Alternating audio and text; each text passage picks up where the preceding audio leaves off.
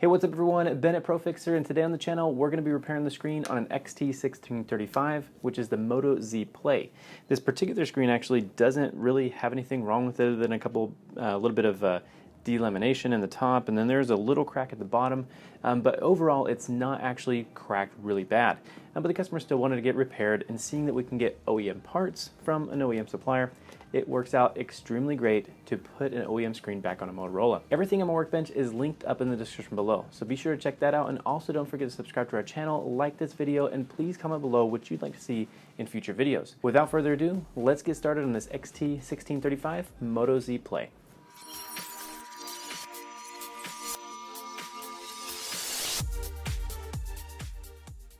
Here in front of me on the bench I have an XT1635, which is the Motorola Z Play. This particular model is a little bit older, but it's still a pretty decent phone and is still pretty common. We were able to source an OEM screen as well, which I do have linked up in the description below. So you can get Motorola OEM parts for a Motorola device, which on a Motorola makes the absolute difference. It always seems like the aftermarket Motorola stuff sometimes is a little bit hit and miss, so it's always best to go with OEM whenever you can, and it always makes the biggest difference. So on one of these, what I do recommend is placing it face down on a heat mat. While it's heating up at 60 degrees, you can then go ahead and inspect your new screen and kind of see what you got going on there. This particular one, what I do recommend is always looking at your screen and kind of seeing how it comes apart before. By looking at the screen, you'll then be able to see, the placement of the flexes in order to be careful with the device itself. As we open up this screen, we can then inspect, where the adhesive would most likely go, as well as look for any kind of flex cables or any evidence of flex cables where they might be on this device. As well, you're able to see where this screen connects in. Seeing that it's one of these flat FPC, or one of the ZIF connectors, this screen is going to tilt up, just like this, like a book. Almost like an iPhone 8 or iPhone 7 screen, or even the iPhone 10s. So what we're going to do is we're going to work very carefully around the screen itself. We want to do what we can in order to not actually damage the screen. So I'm going to set this one off to the side so we don't damage it. Then I'm going to go ahead and we're going to work around the edges and release some of the adhesive. I also do have this iSlack opener tool, which is pretty awesome. We'll be using it on this device as well to kind of show you what you can do with some of the Androids, and it works really well, especially if you have a flat back and a flat front, that you can actually get some suction on both sides. So I'm going to go ahead and remove the centerpiece on this. That's kind of designed for the iPhone series, and it's a little bit too small for this particular series, seeing that it won't actually fit on the bottom of the screen. So we'll set that off to the side. Now what we can do is I always just like to test the adhesion of the original adhesive. Sometimes it will come off without too much persuasion. So we're going to see if we can get it to lift up just a little bit here. Which, if it doesn't, that's totally fine, and we can then work on it with a razor blade just a little bit to fatigue the adhesive and lift it up. So kind of working the back here, we can see that it is lifting up a little bit. Which what we can do is we can then go ahead and take a plastic playing card, and we're really just wanting to kind of cut the adhesive to kind of break the webbing on it. So if you kind of just slide that through there, you'll then see that it is lifting off. And even if you don't cut every little bit of adhesive, that's totally fine. Just kind of move down the edge a little bit. I'm going to go and turn this device off as well. That way we don't keep pressing buttons. I'm going to clamp it right there. And now here we go. We're going to go ahead and cut some of this adhesive a little bit. And as you can see, we're totally opening up the edge of this device here, making it very easy for us right now. I'm really not inserting any kind of sharp tools or really using any kind of excess pressure, which this should work as well even if you do have a device that has a cracked front. Go ahead and put some tape on it, and that should seal it up enough that you can then work through there. So as we can see here, we're just lifting up, and we can see that it is opening up quite a bit more. And there we go. Now we have this whole side completely open. I'm going to go back down to the bottom and see maybe if we can release some of that as well. So it does have the little connection pad on the back side, so we do have to work around that a little bit. However, we may be able to lift it up a little bit. If you can see, it kind of flexes the whole screen as you squeeze it. So now let's see if we can work up underneath that edge. There's not enough suction because there is that crack there. So what we're going to do is I'm going to go and work on the other side, and instead of focusing on this here and getting so hyper focused, I'm going to go ahead and take this side off just like this side here.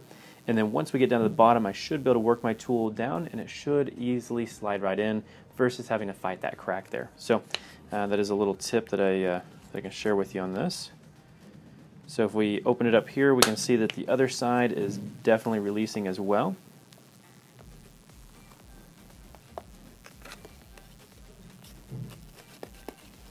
Cool.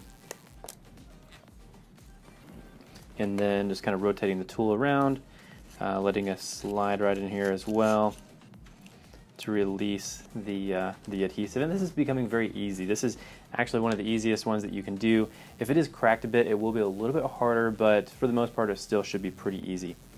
Kind of rotate the tool back the other way, and we're going to see if we can work around this corner here to fatigue this adhesive. And you know, I always use the word fatigue because that's essentially what you're doing. You want to work around the edges and just work to fatigue it. You don't want to worry about prying at this point. You're just worrying about how you can best loosen the adhesive without using any kind of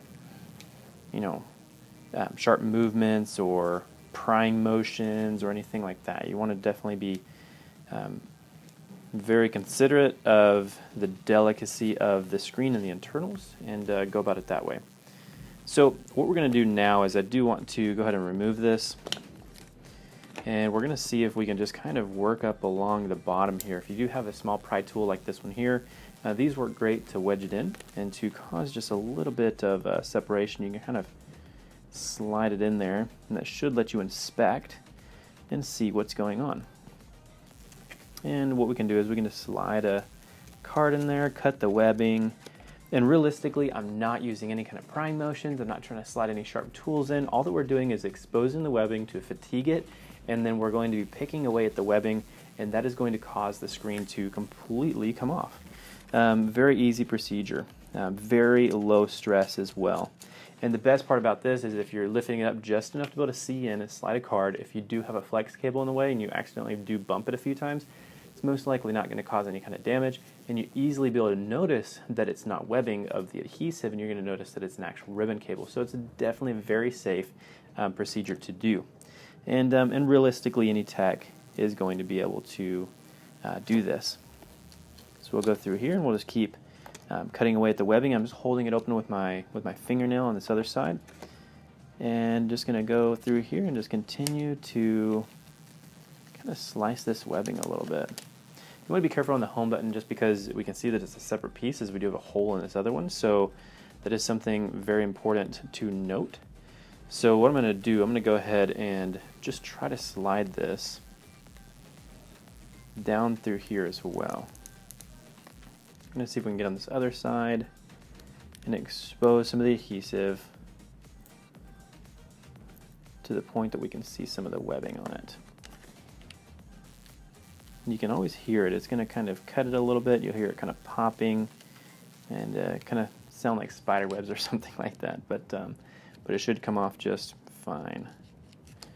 Okay, so that should be enough. We're going to go ahead and see if we can't lift this up one more time. Just go ahead and lift up on the screen and see if it's fatigued it enough. Make sure that we get on a smooth spot on the back here.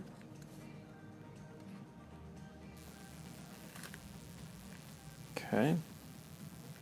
Does look like it is still connected, but we can go through here and we can work again on this webbing. Here we go.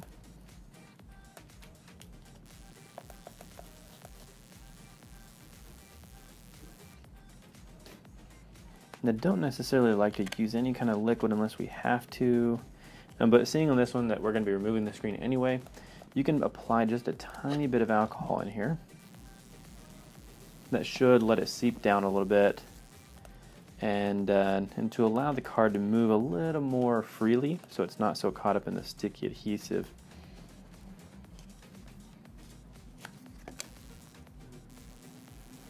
The screen has definitely got a bit of elasticity to it.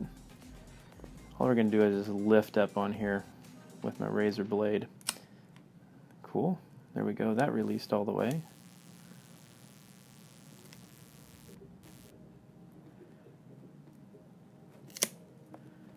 There we go.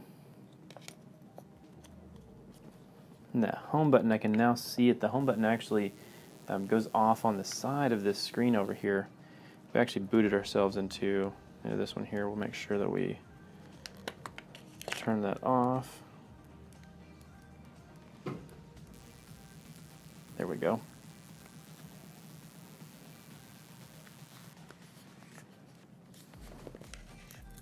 Okay, just gonna lift this open again and make sure that we kind of break that webbing there.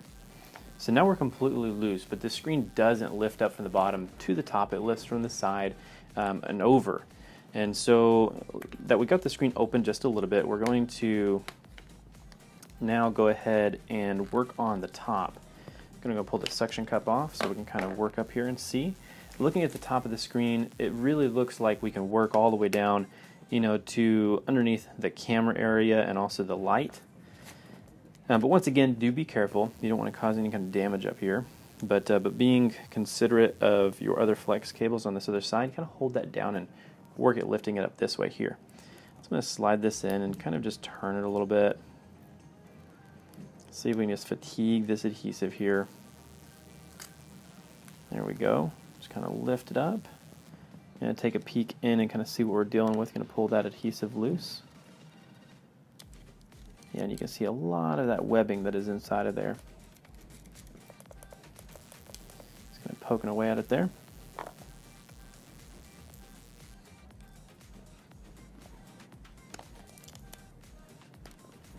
Perfect.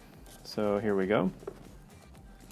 Now what we can do is we can just go ahead and set our blue heat mat off to the side. We now have a screen that is completely loose. We're going to turn it off as well. And what we'll do here is we do want to just open it up a bit and see if we can't release some of this other adhesive. Sometimes what you can do is you can pull it towards yourself. If you're working this way, and it kind of helps to release the adhesive on this bottom side here, and then allow you to open it up. But the one thing is you want to make sure this thing's turned off. That's the big thing with these Motorola's. Make sure it's turned off, and then we're going to go ahead and just unplug the screen. That is actually an okay thing to do on these Motorola's, believe it or not. So go ahead and we'll lift up this ZIF connector here. Unplug that home button. And then now we want to open up this other one as well. Perfect, got those out. So as we can see here, we do have a couple different, we have an identical screen. But there is one thing that we'll have to move over, or two things actually. We'll have to move over the LED light, and then as well the home button. It's a really good time at this point to check the home button itself to make sure that it's not damaged in any way, that you didn't put any kind of stress on it. If it does look damaged or stressed, I would just go ahead and try it out before installing your new screen, making sure that all the functions of it work. But as long as it does, you can go ahead and install it. Sometimes they can have little marks on them, and they'll work fine. But definitely do want to be careful with those. There is a little piece of tape on these that we do want to move over as well. So we're going to move over this black tape here and this black tape over to the associated spots there. And then we're going to have to cut our own adhesive. The supplier did not have any of the pre-cut adhesive that we would have liked to get with this. So we did just go ahead and, we do have our rolls of Tessa tape that we'll be cutting. And we're going to apply that around the screen after we do some Tessa primer as well, in order to ensure that the screen's going to stay on here. So we're going to do that now. Before we move any of the adhesive or start cutting new adhesive to place on there, we do want to test the replacement screen. The reason for this is we don't want to get ahead of ourselves and cause ourselves to do more work or accidentally install a screen that maybe has issues. Even though this one's OEM and even though this one's brand new, sometimes they can have issues directly from the supplier themselves. This isn't necessarily a common issue, but it is something that you want to avoid if at all possible. So testing your screen beforehand is always the best way to do that. So what we're going to go ahead and do here is we do want to go ahead and take this one, and we're going to connect it up. What you can do with these is you can bend it a little bit to kind of pre-position it so that you basically just slide your screen on there. So what we're going to do is you can lift it up, and we should be able to place it. Sometimes they're a little bit awkward to get on there, but that's okay. Just you know, line it up with the connector, and then carefully slide it on. The Motorola's are pretty cool because they do have like this thicker portion on there, so you can kind of grab that with your finger. And then now we're going to want to lay this down and go ahead and turn this one on here. And it should power up. We can see that everything looks great. The things you want to look for on these is always, not particular to this model, but just on a screen repair in general, is whenever it's on a solid color screen like this one here, you want to make sure there's no bright spots. The only bright spot is going to be just the regular Motorola corner here. And seeing that this one is not an LCD, it wouldn't be a backlight issue, so it's definitely something of the actual graphic that they put on the screen itself. So we're going to let this one load. Always look for any kind of glitching or anything like that. And make sure that it's aligned up so you don't cause any kind of stress to the actual cable itself. And now we should be able to unlock this one. Okay, cool. So we got the right code in there, and now it's going to start the rest of Android and get the whole phone loaded, where we'll be able to test a little bit more of the screen itself. And then we're going to be able to power it off and then prep the surface and then apply the new screen on there. So as you can see, once it boots, we do get a little bit of audio in there, which is always great, indicates that the speakers are still working. And cool, so we have this one turned on here, and now what we can do is you can always pull down from the notification tab, drag that all the way down, and you know, go in circles, go in X's, and that works out perfect there. You can always pull it from the bottom as well to make sure everything's functioning there as well. And everything actually looks perfect for this screen. So we're going to go ahead and lock it, or actually hold the power button, power it off. Once it's powered down, we're going to remove all the adhesive and prep the new surface, and then also prep the surface of the screen itself. And we're going to transfer over the home button too, so that will be something that will be important. And then as well, this LED light, which will be very easy to move over, but it's definitely very vital. While we're waiting for this one to power down, I would turn on your blue heat mat to go ahead and get this one warmed back up. And then we're going to go ahead and work on the actual phone here. So gently lift it up. Sometimes with the remaining adhesive, it can stick to the screen, and if you place it on there slightly crooked, it could be stuck to the back of the actual display, which could cause damage if you lifted it up too fast. Or what can happen is if you do lift it up, if one of the edges of the display is caught under or caught against the housing, it can actually cause some stress to it, damaging it on the way up. So definitely be very careful there. So we're going to open this one up, and then we're going to go ahead and flip this little ZIF connector upwards, allowing us to slide the screen out there. Once the screen is out, we're going to place this one off to the side, and we're going to start working on this housing here. That will give some time to let this one heat up. And what we can actually do that may make this one a little bit easier is going to place this one on the heat mat. A little bit of warmth will definitely help to remove some of the adhesive that's on here, which you can do that with one of these wide blades. Just kind of drag it to you, and it will help to lift up some of this adhesive so that you can pull it off the device. So be very careful that you don't drag against the battery or tilt the razor blade down or anything like that. So I'm going to go ahead and remove all of this adhesive.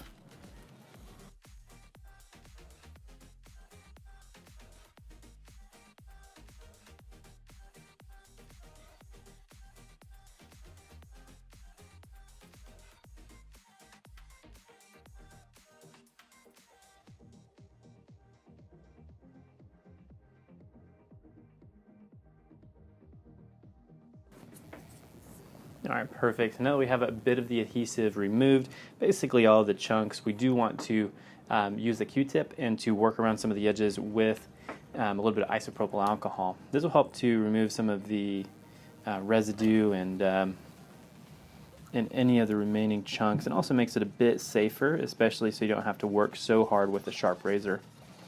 Just kind of work around the edges. And it may take a couple different passes using clean Q-tips, but you should be able to get it clean.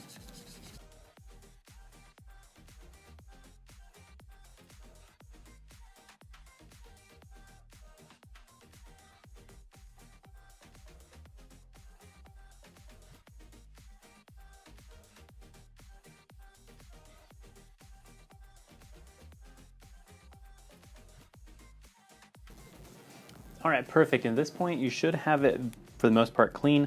On mine, I have it very clean. There's only some little tiny spots that I could not get perfectly clean. And those are around the camera and things like that, where you do want to be very, very careful.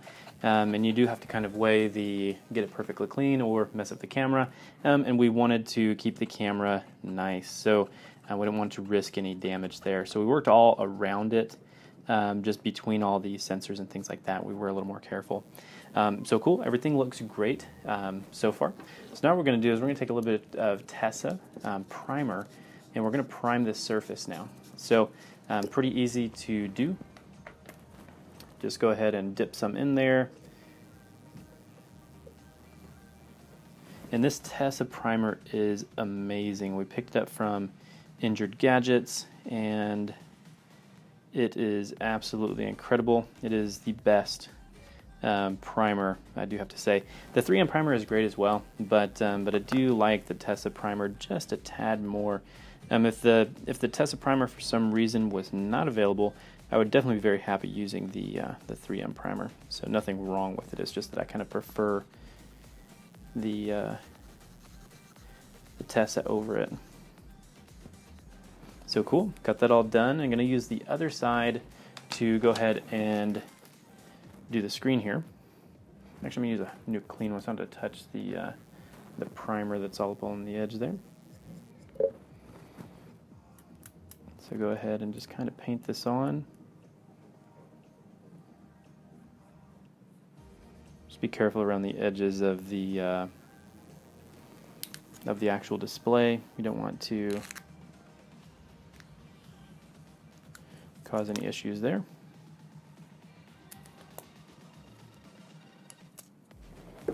Perfect. I'm gonna get rid of these little covers. Some of these covers come on here just to protect the inside of the screen itself and to keep any contaminants and all that stuff off of there. So definitely pull those off.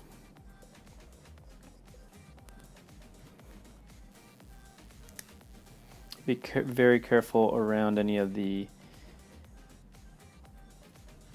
openings where the camera goes through or the LED light. You don't want it to get on top of those. If you do have any kind of clear areas, those will get gummed up very quickly. So definitely be very careful with that.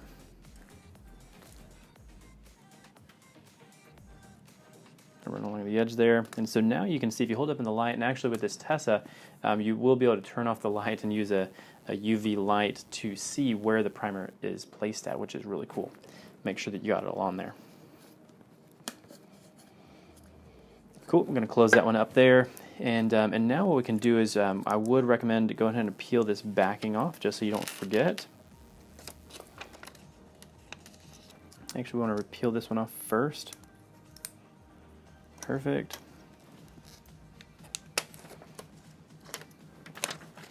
Then now we want to go ahead and pull some of these off of the other screen so that we can secure our screen down in exactly the same way.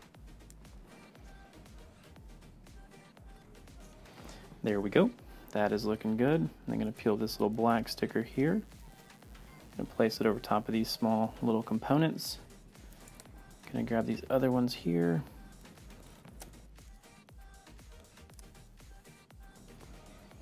And we probably can space it over just a tiny bit more. There we go. Cover a little more components than we had before. And then let's see if we can go ahead and get this off of the screen as well. Use a little X-Acto blade that's kind of dull so that I can peel this off. Let's go ahead and line it up straight there. That's looking great. And then now let's go ahead and remove the home button itself, which we can use a little bit of alcohol on this just to help to release some of the adhesive that's holding it on. Definitely a great idea.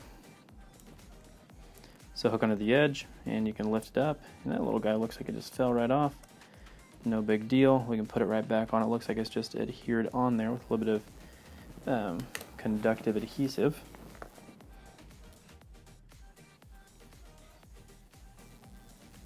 Perfect. So if you leave this on here, if you do have any of the alcohol logged adhesive, it definitely should dry out and get back to being sticky again. but this is all looking fine as it is. So we're going to leave that one just like that, and we're going to place it off to the side. Now we can work on the housing itself in order to place the adhesive back on there. This is kind of a pain, but what we can do is we can match up our adhesive to best fit it. So you can always hold up your adhesive like this to kind of see the edges on how far it hangs over to make sure that you get the right adhesive on there. So we're going to go ahead and place some of this.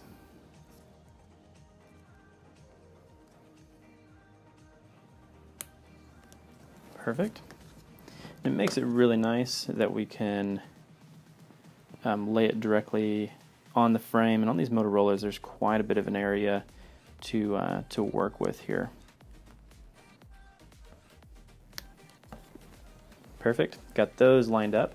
Now some of the other parts may be a little more difficult, but I think I do have a couple little tricks that we can use for this.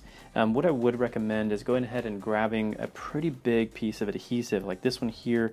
Looks like it should run directly across.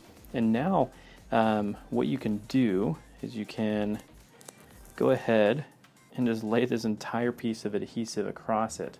Seems kind of crazy, but it's the best way that I've found, especially in a situation like this where there's really nothing in the way. So we should be able to work with it pretty good. So line it up at the bottom as close as you can. Now go ahead and get the back end of your tweezers, work it into the corners. Perfect. And you can then start to work on the screen itself and just kind of work it down, and that will kind of get you a little bit of a shape of what's underneath it. We'll go through here and we're going to go ahead and cut that off.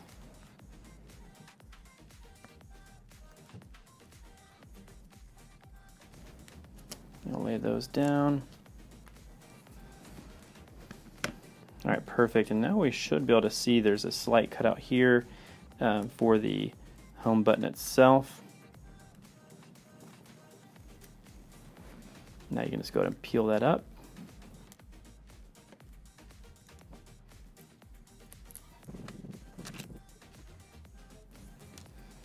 All right, and now what you can do is you can actually compare the back side of your adhesive to places where maybe it shouldn't be. This one does have a couple different spots for the microphone, so you do have to worry about that. But what we can do is I'm going to trim this just a tiny bit more.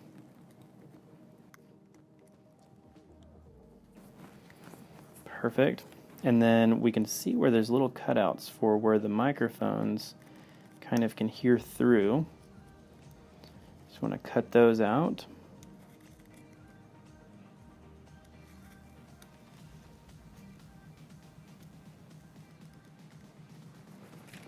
Now I want to go ahead and pull these out as well.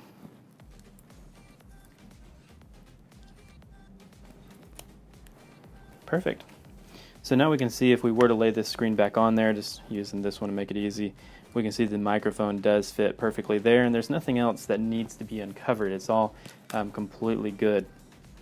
For this top piece here, we'll do a similar piece here. I'm going to see if this one would actually fit where it kind of does, but I'm going to use this large one once again, and we'll just cut it out. Lay that right across the top there. Then you can go ahead and cut. Then go ahead and just kind of work this one in just like before. And now we're going to cut it right around the edge there. So it makes it really nice. And then we can go ahead just kind of work this one in a little bit to kind of see where we need to cut for the other one. So we're going to cut down through there. And one thing that you can always do is you can always take a picture beforehand to kind of see, you know, where it would be best to cut the adhesive. And that works out really good as well.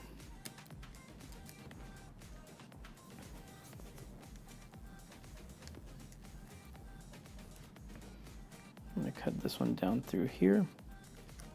You always do want to be very careful that on this Motorola there's a whole lot of space where you're not going to hurt anything underneath, so you can basically just cut along that top edge there. But you do want to be very careful because on certain models, if you go ahead and start cutting like this, it doesn't actually work the same. So you definitely want to make sure that it's definitely safe to cut over the top of. If you do have some red tape works excellent. It's a clear tape, so you can basically see through it. Makes everything so much easier than using Tessa, but I do prefer Tessa's holding power over the red tape. But they do make some Tessa versions of red tape, so that's always nice too. All right, perfect. So now we're going to go ahead and add a little bit of our Tessa tape here.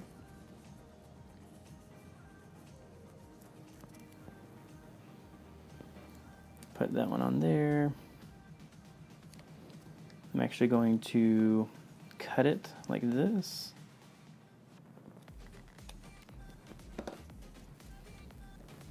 And then place this one right here.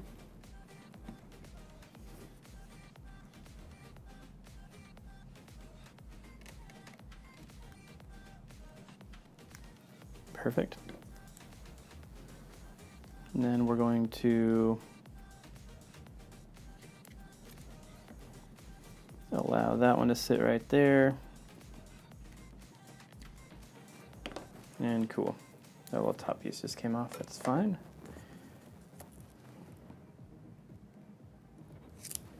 And there we go. Now, like we did on the other side, just go ahead and work that down. Cut around the edge.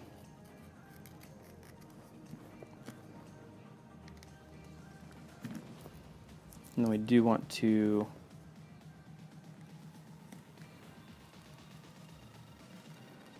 kind of cut around that there. And perfect. Everything looks great. So if you can take a look at this here, we do have some Tessa tape right there. You just can't see it because the backing peeled off. But we have Tessa tape all along the bottom, all along the sides, and then also all along the top. And you know, the placement that would work all the best for this. And now we're going to go and take the screen and place it on the device. Before we go ahead and put the new screen on there, I would recommend cleaning up your workbench and then inspecting the device one last time to ensure that you don't have any kind of debris sitting inside of the device. And it would give you a good chance to go ahead and blow out any kind of dust or whatnot that you may have in there. Which you can use a little bit of canned air for that, which that does work nicely. And then now we're going to go ahead and take our screen and we're going to connect it on there. So go ahead and we do have our flex kind of pre-bent like we had before. We're going to go ahead and just kind of line that up. And slide that right in. Perfect. And then this other side can be a little bit difficult just because it is up in the little corner there, but we should be able to slide it in pretty easily.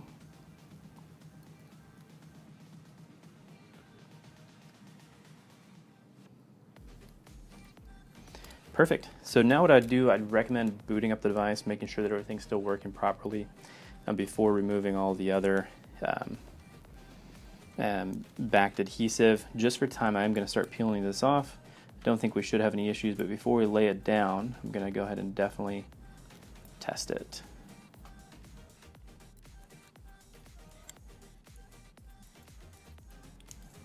Perfect. So we got that up and open, and this should be the passcode.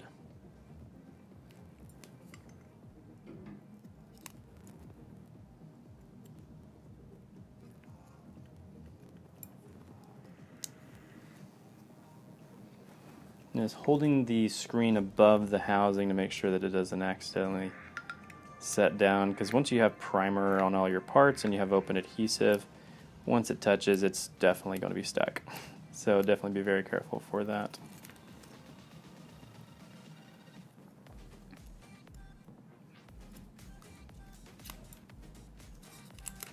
Perfect. Got all those pulled off. So now we can go ahead and just test the rest of the screen, make sure that we have it connected properly, and then we'll slide it from the bottom. Actually, let me go and do that. Perfect. And so everything looks like it's doing great. I'm going to go ahead and lock it. I'm just going to check one last time and make sure everything's going to go on there smoothly. which we are going to go ahead and place this side down first. And then we're going to lay down the other side, and it all should sit completely flat. This would be a good chance to look at it and make sure that we're sitting completely flush. If you look down the edge of the device, you shouldn't have any kind of lifting or any kind of gaps or anything like that. Then as well, it should feel exactly the same on each side. Home button should be, completely flush. It shouldn't be tilted in at all. If it is tilted in, it may mean that your screen is lifted up. And also along the top edge, we should be completely clean. We're going to pull this one off, and we can see that our camera is completely clear as well. For some reason, Motorola covers up the camera, I guess for testing purposes or something, I have no idea.